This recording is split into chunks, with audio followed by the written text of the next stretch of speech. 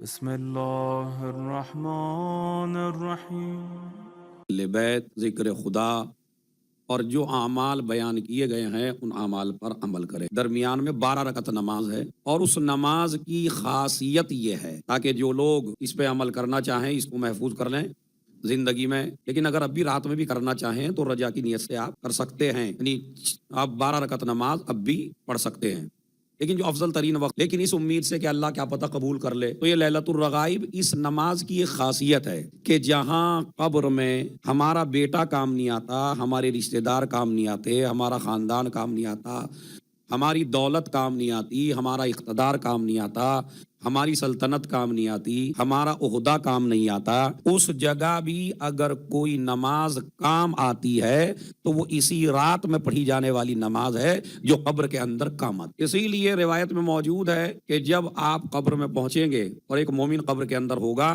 تو ایک خوبصورت انسان کی شکل میں، انسانی کہہ لیجیے، ایک خوبصورت مخلوق اللہ پیدا کرے گا جو آپ کو وہاں ڈھارس دے گی، جو آپ کو وہاں سکون دے گی، جو آپ کو وہاں آپ کی قبر کی وحشت کو دور کرے گی، آپ کے دل سے گھبراہٹ کو دور کرے گی، اور وہ یہ کہے گی گھبرانے کی ضرورت نہیں ہے، اب میں آ گئی ہوں تو تجھے وحشت ہونے والی نہیں ہے۔ اب مومن سوال کرے گا آخر تو ہے کون؟ تیری شکل جیسی کسی کی شکل نہیں ہے، اور تیرے حسن جیسا کسی کا حسن نہیں ہے، اور تیری میٹھی آواز جیسی کسی کی آواز نہیں ہے، آخر تو ہے کون کہ جہاں میرے رشتہ دار چھوڑ کے چلے گئے، خاندان چھوڑ کے چلا گیا، بیٹے چھوڑ کے چلے گئے، میری دولت میرے ساتھ نہ آئی، آخر تو کون ہے جو قبر کے اندر بھی آ گیا؟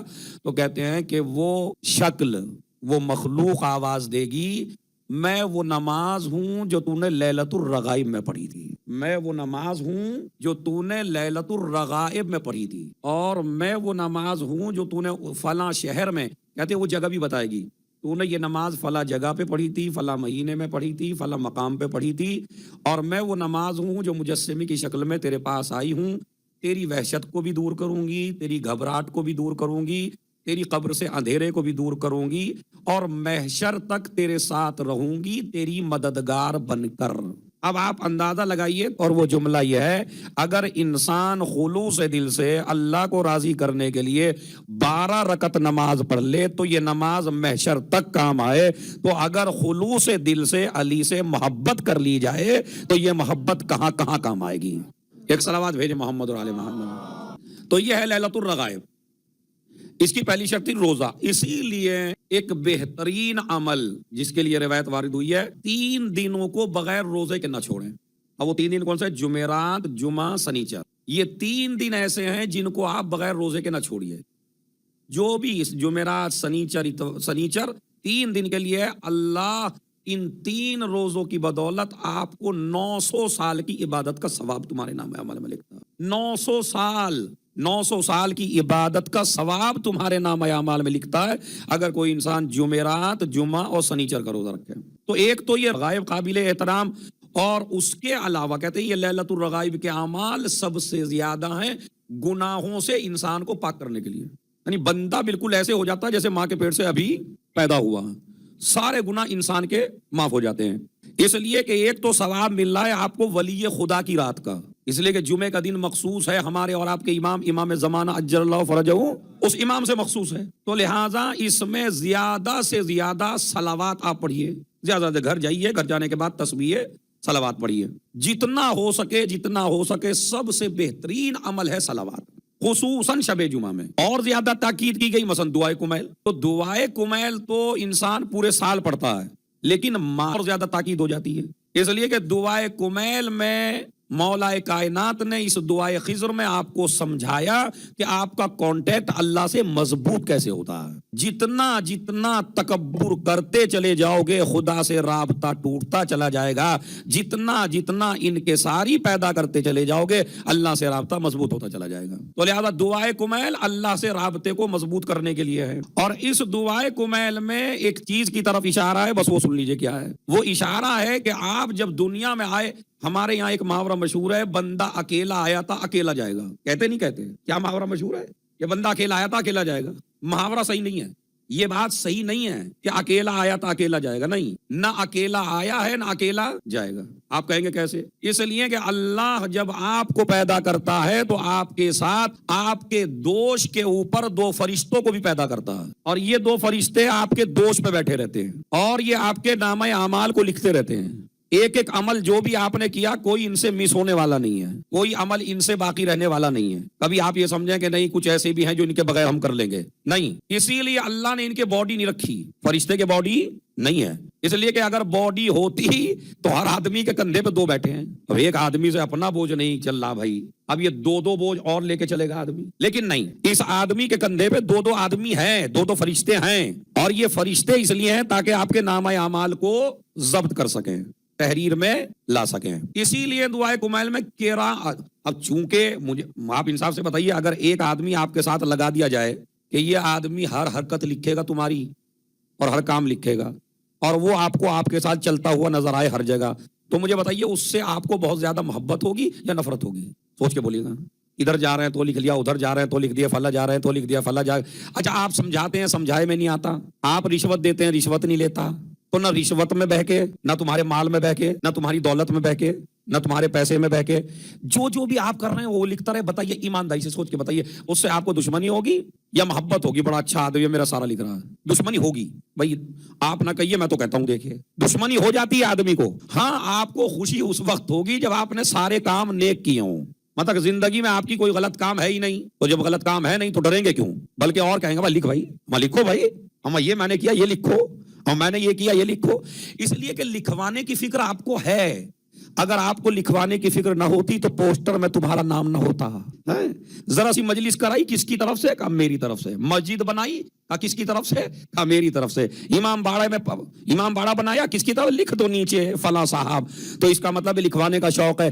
اللہ جانتا تھا تجھے لکھوانے کا شوق ہے مگر نیکیاں لکھوانے کا شوق ہے، میں ایسے دو فرشتے پیدا کروں گا تیرے کندھے پر جو نہ تیری برائی چھوڑیں گے نہ تیری نیکی چھوڑیں گے۔ سمجھ؟ شوق ہے نا، ایسا نہیں کہ اللہ نے وہ کام کیا جو میرے شوق کے خلاف ہے، نہیں، مگر میں نیکیاں جب لکھواتا ہوں تو نیکیوں کا مجھے لکھوانے کا شوق ہے۔ اب چونکہ یہ ہماری غلطیاں بھی لکھے گا، غلطیاں لکھے گا تو پرابلم ہوگی، ہم اس سے دشمنی رکھیں گے۔ مولائے کائنات نے دعائے کمیل میں وہ فقرہ استعمال کر دیا کہ جس سے آپ کی ہدایت ہو سکے۔ آپ کیا بولتے ہیں؟ شاعرین کرام، ذاکرین کرام، علماء کرام، بولتے نہیں بولتے؟ پہلے علماء پھر کرام، پہلے شعراء پھر کرام، پہلے مہمان پھر کرام۔ لیکن آپ دیکھیے مولا نے کیا کیا دعائے کمیل میں؟ کرامن کاتبین، کاتبین کرام نہیں، کیا ہے ذرا زور سے بولیے؟ یہی ہے یا دوسرا ہے؟ یا کاتبین کرام ہے؟ کرامن کاتبین ہے۔ نقطہ کیا ہے؟ ہمارے یہاں شعراء کرام، فضلاء کرام، ادباء کرام، مومنین کرام، سارے کرام کرام ہیں، لیکن کیا ہے اس میں؟ نہیں، مولا علی نے جو لفظ استعمال کیا دعائے خضر میں، جو دعائے خضر میں لفظ ہے وہ کرامن کاتبین ہے۔ کیا یا مطلب کیا؟ یہ لکھنے والے بعد میں ہیں، مکرم پہلے ہیں۔ صلوات بھیجے محمد اور آل محمد۔ یعنی یہ لکھنے والے بعد میں ہیں اور مکرم محترم پہلے ہیں، لکھنے والے بعد میں ہیں، معصوم پہلے ہیں۔ یہ غلط بیانی نہیں کریں گے، یہ الٹا سیدھا نہیں لکھیں گے، یہ وہی لکھیں گے جو تم نے کیا ہے۔ تو مولا علی فرماتے کہ کرامن کاتبین الذین وکلتہم بحفظ ما یکون منی وجعلتہم شہودا علی مع جوارہ، اور پروردگار ان دونوں کو تو نے گواہ قرار دیا ہے میرے اعضاء اور جوارے پر۔ اے پروردگار تو میرے سارے گناہوں کو معاف فرما، وما خفی عنہم، ان گناہوں کو بھی معاف فرما جو ان سے بھی مخفی ہیں۔ یہ ہے مسئلہ بڑا سخت ہے، واقعاً بڑا سخت ہے۔ آخر وہ کون سے گناہ ہیں جو ان سے بھی مخفی ہیں؟ اچھا سوتے یہ نہیں ہے، کھانا یہ نہیں کھاتے، باڈی ان کے نہیں ہے، نیند ان کو نہیں آتی ہے۔ دیکھیں فلسفہ ہے بڑا گہرا ہے بالکل، کہ جب ان کے باڈی نہیں ہے، جب یہ کھانا نہیں کھاتے ہیں، جب یہ سوتے نہیں ہیں، تو کیسے کہہ دیا میرے مولا نے میرے وہ گناہ بھی معاف فرما جو فرشتوں سے بھی مخفی ہیں؟ تو اس کا مطلب ہے کچھ تو ہے بازیزو۔ اسی لیے ہم نے کسی ایسے لوگوں کا دامن نہیں پکڑا ہے کہ جن کو نالج نہ ہو، ہم نے ان کو پکڑا ہے۔ اگر رات کے سناٹے میں تلوار بھی چلاتے ہیں تو نسلیں دیکھ کے چلاتے ہیں۔ ہم نے ایسے اماموں کو مانا، ہم نے ایسے اماموں کو مانا. تو جیسے جیسے آپ کی مجمع بڑھے گا ویسے ویسے میری بھی آواز بڑھے گی. اب انشاءاللہ جیسے جیسے آپ کا مجمع ویسے ویسے میری آواز. ویسے بھی بات کو سمجھانا مین ہے، چونکہ بھاری مجلس ہے تو وہ سمجھانا چاہتا ہوں میں آپ کو. تو وہ کون سے گناہ ہیں جو فرشتوں سے مخفی ہیں؟ اب یہ مسئلہ حل نہ ہوتا اگر صادق آل محمد امام جعفر صادق علیہ الصلوۃ والسلام. ان کی ایک حدیث ہے، خدا کی قسم سنیے. حدیث کیا ہے؟ حدیث یہ ہے کہ ایسا بندہ جس سے کبھی غلطی نہیں ہوتی، کبھی گناہ نہیں ہوتا، کبھی خطا نہیں ہوتی، ایک دن اتفاق سے شیطان کے بہکائے میں آ گیا اور شیطان نے اس کو بہکا لیا اور شیطان کے بہکائے میں آ کے گناہ کر بیٹھا. تو امام فرماتے ہیں اللہ اس وقت ان فرشتوں کو جو کندھوں پر ہیں انسان کے دوش سے اٹھا لیتا ہے تاکہ میرے اس بندے کے گناہ کا پتہ یا مجھے رہے یا اسے رہے، ان گناہوں کا پتہ ان فرشتوں کو بھی نہ رہے جو دوش پر بیٹھے ہیں. لیکن ہر نہیں، وہ جو نیک ہو، وہ جو مومن ہو، وہ جو متقی ہے، پرہیزگار ہے، کبھی نہیں گناہ کرتا، آج بہکائے میں آ گیا. تو اسی لیے جب آپ کوئی گناہ کرتے ہیں تو شب جمعہ ہے، جب کوئی گناہ کرتے ہیں اور گناہ کرنے کے بعد فرشتہ کہتا ہے لکھ دوں، آواز قدرت آتی ہے 7 گھنٹے انتظار کر. پروردگار 7 گھنٹے کیا انتظار کروں؟ کہا نہیں، ابھی نہیں لکھنا، ابھی میرے بندے نے گناہ کیا ہی تو ہے. 7 گھنٹے نہ لکھنا، ہو سکتا ہے میرا بندہ اس 7 گھنٹے میں اس گناہ کو ختم کر دے یہ کہہ کے استغفر اللہ ربی.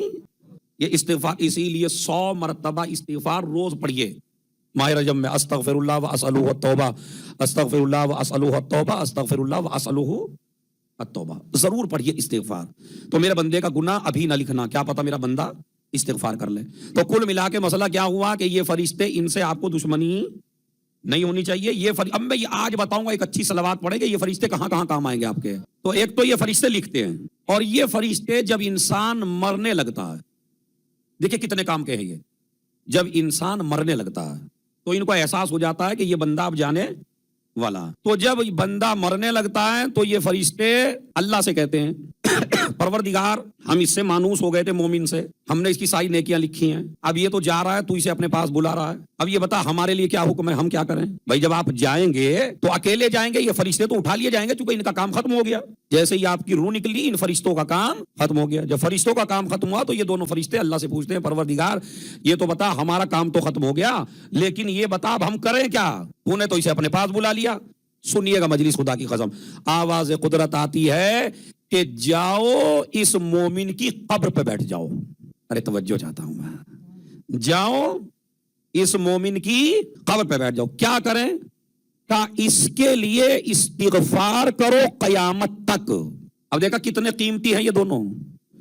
اس کے ماں چھوڑ کے آ جاتی ہے قبر میں، باپ چھوڑ کے آ جاتا ہے بچوں کو، بچے باپ کو چھوڑاتے ہیں، رشتہ دار چھوڑاتے ہیں، خاندان والے چھوڑاتے ہیں، اسی طرح دنیا چھوڑاتی ہے، سب کوئی چھوڑ کے آ گئے نا کفن دے کے. قبر ویران پڑی ہے لیکن اللہ کیا کہتا ہے دونوں فرشتوں سے تم کہیں نہیں جانا، اس کی قبر پہ بیٹھو، اس کے لیے استغفار کرو. اب سمجھے مومن اگر علی والا ہے، مرنے والا اگر علی والا ہے تو اللہ ان دونوں فرشتوں کو اس کی قبر پہ بٹھا دیتا ہے تاکہ اگر اولاد بھی ایصال ثواب نہ کرے تو مومن بندے کے نامہ اعمال میں ثواب ایصال ہوتا رہے. ایک صلوات بھیجے محمد اور آل محمد، بشرطے کہ آپ زندگی میں مومن رہے ہوں. اگر آپ زندگی میں مومن رہے ہیں تو آپ کے لیے یہ دونوں فرشتے جو آپ کے کندھوں پہ بیٹھے تھے یہ کہاں چلے گئے؟ قبر پہ. قبر پہ آپ کی استغفار کر رہے ہیں آپ کے لیے قیامت تک. یعنی آپ کے نامہ اعمال میں نیکیاں کنٹینیو جا رہی ہیں. کون بھیج رہے ہیں؟ زور سے بولیے بھیا، کون بھیج رہے ہیں؟ یہ فرشتے جو قبر پہ بیٹھے ہیں. کہاں والے ہیں؟ یہ دوش والے ہیں. اچھا جب قیامت آ جاتی ہے اب انسان کو اٹھایا گیا، انسان کو اٹھا تو اب آپ کیا سمجھے فرشتے چھوڑ دیں گے؟ نہیں. اب اللہ انہی کو حکم دیتا ہے کہ تم میرے مومن بندے کو نور کی سواری پہ سوار کر کے لاؤ. اب یہی دونوں فرشتے جو آپ کے کندھے پہ بیٹھے تھے ان دونوں فرشتوں نے آپ کو قبر سے اٹھایا، نور کی سواری پہ سوار کیا، جنت میں پہنچے. اب جنت میں آپ کو نالج نہیں ہے کون پوتا ہے، کون پوتی ہے، کون بھانجا ہے، کون ماموں ہے، کون خالہ ہے. یہ تمام رشتے ہیں نا. تو یہی فرشتے وہ ہیں جو آپ کو بتاتے ہیں یہ فلاں رشتے دار ہے، یہ فلاں ہے، یہ فلاں ہے، یہ فلاں ہے، تاکہ تمہارے دل میں خوشی ہو جائے. اس کے بعد جب جنت کے دروازے پہ چھوڑ دیتے ہیں تو فرشتے کہتے ہیں پروردگار پوری زندگی ہم اس کے ساتھ رہے، اس کی قبر پہ بیٹھے رہے، اب جنت میں داخل ہوں یا نہ ہوں. کہا نہیں جنت میں جاؤ اس کے ساتھ. پھر یہ دونوں فرشتے جنت میں جاتے ہیں. کہا اب کیا کرنا ہے؟ کہا اب مستقل آپ ان کی خدمت میں لگے رہو. ارے میں توجہ چاہتا ہوں. اب تم اس علی والے کی، اب تم اس مومن کی خدمت میں لگے رہو، اس کی خدمت کرتے رہو. اسی لیے آج حدیث سمجھ میں آئی مجھے کہ امام جعفر صادق علیہ الصلوۃ والسلام ان الملائکۃ خدامنا وخدام محبینا، یہ جو ملائکہ ہیں یہ ہمارے بھی نوکر ہیں، ہمارے چاہنے والوں کے بھی نوکر ہیں. تو اب مجھے آپ انصاف سے بتائیے یہ کتنے کام کے ہیں؟ یہ جو دو فرشتے دوش پہ بیٹھے ہیں، پہلا کام ان کا کیا ہے؟ نیکیاں اور برائیاں لکھنا. مرنے کے بعد پھر دوسرا کام کیا ہے؟ قبر پر بیٹھنا. تیسرا کام کیا ہے؟ زور سے بولیے. استغفار کرنا. اس کے بعد کیا ہے؟ نور کی سواری پہ سوار کر کے جنت تک پہنچانا. جنت میں پھر جیسے بادشاہوں کے نوکر ہوتے ہیں ویسے اس بادشاہ کی، اس علی والے کی، اس مومن کی، اس محب کی، مومن کی جس نے کسی کو نہ ستایا ہو، ایسے مومن کی اب یہ خدمت میں مستقل لگے ہوئے ہیں. تو جنت کے لیے تو وہ حدیث ہے. ادھر ایک حدیث میری سمجھ میں نہیں آتی تھی، اب وہ حدیث آج سمجھ میں آئی جب میں مطالعہ کر رہا تھا. ممات علی حب آل محمد جعل اللہ قبرہ مزار ملائکۃ الرحمہ، جو انسان اہل بیت کی محبت پہ مر جائے اللہ اس کی قبر کو ویران نہیں چھوڑتا بلکہ فرشتوں کو حکم دیتا ہے کہ اس مومن کی قبر کو مزار بنا دو. مزار یعنی اس کی زیارت کرتے رہو. جملہ میں آہستہ سے کہوں گا، آپ اسے آسمان تک لے جانا. ارے دنیا والو، جب ایک مومن کی قبر ویران نہ ہو سکے تو امیر المومنین کی قبر ویران، جب ایک مومن کی قبر ویران نہ ہو سکے تو امیر المومنین کی قبر کہاں ویران ہوگی؟ اچھا یہ کہاں بیٹھے ہیں بھیا؟ کہاں بیٹھے ہیں یہ؟ تو پروردگار جب ان میں بوجھ ہی نہیں ہے، ان میں وزن ہی نہیں ہے اور ان کے باڈی ہی نہیں ہے تو سب سے اچھی جگہ ہے پلکیں. آپ نہیں کہتے کسی بھی مہمان کو عزت کے لیے کون سا لفظ استعمال کرتے ہیں؟ ارے بھائی آپ آئیے ہم اپنی پلکوں پہ بٹھا لیں گے. تو یہ محاورہ ہے ہمارے یہاں. تو پروردگار انہیں پلکوں پہ بٹھا دیتا، پروردگار انہیں میرے سر پہ بٹھا دیتا، پروردگار انہیں میرے گھٹنوں پہ بٹھا دیتا، پروردگار انہیں میرے دل پہ بٹھا دیتا، میرے دماغ پہ بٹھا دیتا ہے. اتنی اچھی اچھی جگہ انسان کے پاس ہیں، میری پلکوں پہ سجا دیتا انہیں. مگر یہی کیونکہ دوش پر ہیں. کہا نہیں جناب، یہ چونکہ گواہ بن کے آئے ہیں. مجلس کا بڑا قیمتی جملہ ہے، چونکہ یہ گواہ بن کے آئے ہیں، اور گواہ اسے کہتے ہیں جو دوش پر ہو. اب اپنا اپنا نصیب ہے، جس کی سمجھ میں آ گیا، جس کی سمجھ میں آیا نہیں ہے. یہ دو فرشتے تمہارے دوش پہ کیوں بٹھائے گئے؟ اگر گواہ بن کے نہ آئے ہوتے تو کہیں بھی بٹھا دیا جاتا، لیکن چونکہ گواہ بن کے آئے ہیں تو جو گواہ ہوتا ہے وہ دوش پر ہوتا ہے. بھائی کمال کی بات ہے، تمہارا گواہ تمہارے دوش پر، میرا گواہ میرے دوش پر، رسول کا گواہ صلوات بھیجیں محمد. اور تو یہ تو فرشتوں کا میں نے آپ کو سنایا کہ یہ فرشتے اتنے کام کے ہیں جن سے آپ جو ہے تھوڑا سا پریشان ہو جاتے ہیں. پریشان ہونے کی ضرورت نہیں ہے، بڑے کام کے ہیں. ہمیں یہ جنت تک چھوڑنے والے نہیں ہیں.